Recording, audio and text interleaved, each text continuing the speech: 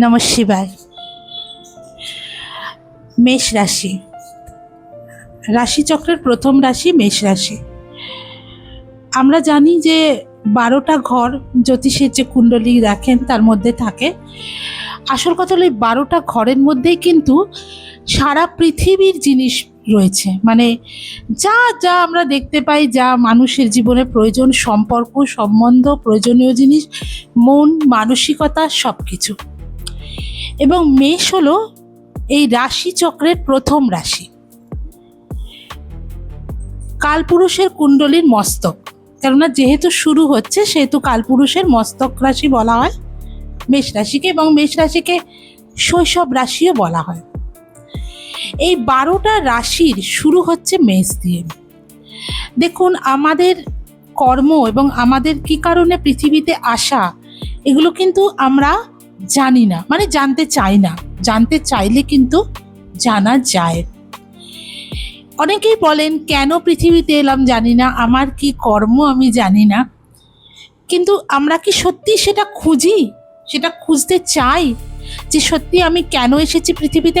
প্রত্যেকটা জিনিসেরই পিছনে কারণ থাকে, বিনা কারণে তো কিছু হয় না। আমার আপনার প্রত্যেকের এই পৃথিবীতে আসার পিছনে কিছু কারণ থাকে, কিছু কর্ম থাকে। তো কি সেই কর্ম, কেন আমরা এলাম, কেন নির্দিষ্ট রাশি লগ্নে আমাদের জন্ম হলো, এগুলো কিন্তু আমরা ভাবি না।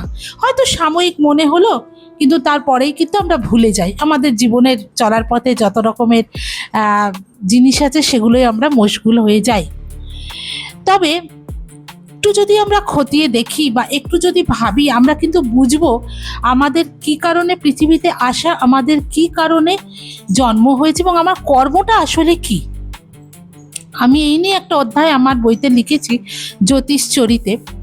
কারণ এটা খুব আনকমন এবং এই প্রশ্নটা আমাকে খুব হন্ট করতো, এবং যে কারণে আমার এই খুঁজে বেড়ানোটা।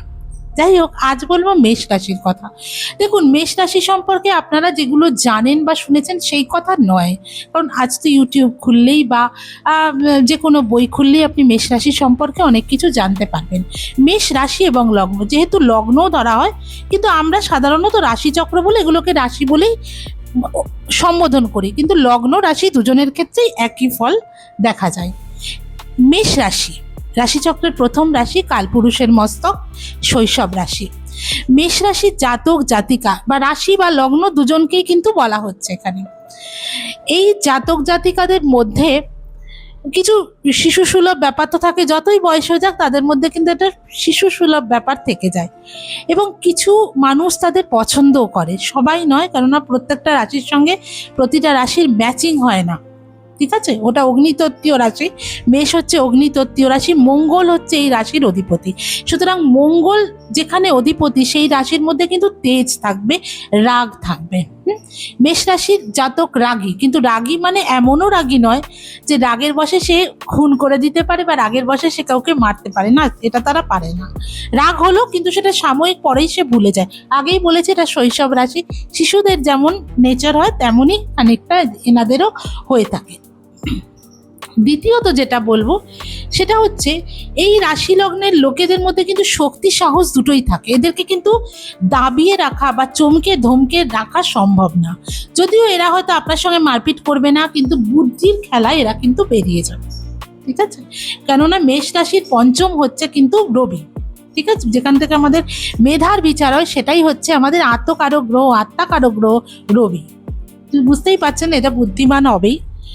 এবং এদের মধ্যে খুব আশাবাদী, উৎসাহী, এই সমস্ত গুণগুলো যেমন রয়েছে, এরা কিন্তু বাহাদুর হয়, ভয় পাবে না সহজে, এগিয়ে যাবে, লড়াই করবে, যতক্ষণ পারবে লড়াই করবে। আমরা সাধারণত কি দেখি যে একটা রাস্তাঘাটে ঝামেলা হচ্ছে, আমরা সরে আসি, না বাবা দরকার নেই, শুধু শুধু। এরা কিন্তু তা নয়।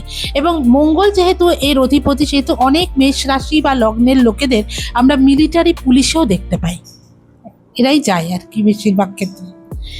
তো যাই হোক, এরা নিজেদের মান সম্মান রক্ষা করে, নিজেদের রক্ষা করে চলে এবং অপরের মান সম্মানও এরা রক্ষা করে। এরা বন্ধু হিসেবে খুব ভালো, বিশ্বাসী, অনায়াসে আপনি এদেরকে বিশ্বাস করতে পারেন, কোনো কথা বলতে পারেন, সেই কথাটা এরা পাঁচ কান করবে না, এটাও ধরে নেওয়া যেতে পারে। তবে হ্যাঁ, এদের একটা দোষ আছে, সেটা হচ্ছে এরা বড্ড তাড়াতাড়ি ধৈর্য হারিয়ে ফেলে।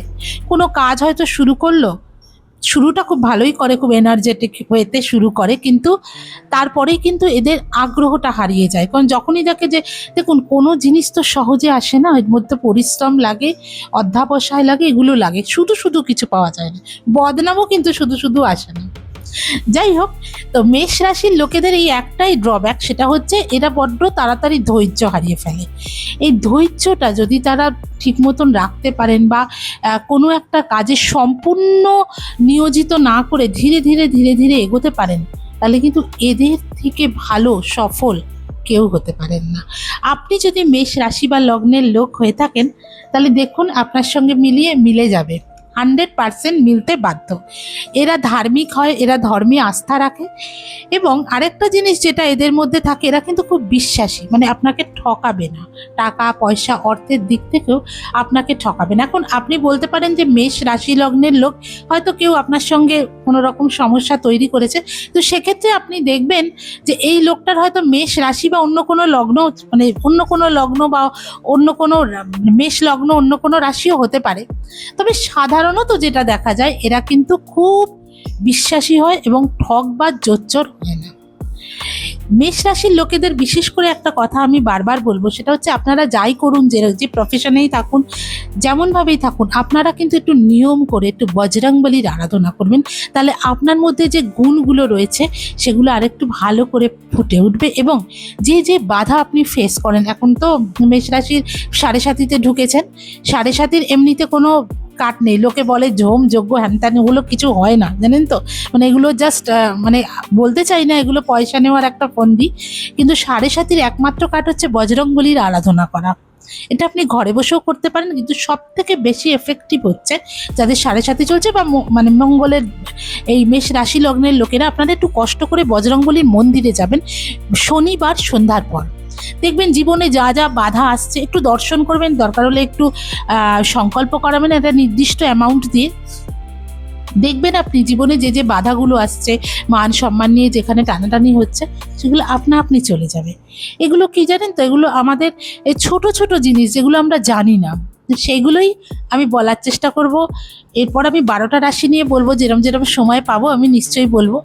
ভিডিও একটু কমই করতে পারি, আপনারা মানে আমার লেখালেখির অনেক চাপ থাকে। যাই হোক, পরের দিন আমি বৃষ রাশির কথা বলবো। ভালো থাকবেন। নমঃ শিবায়।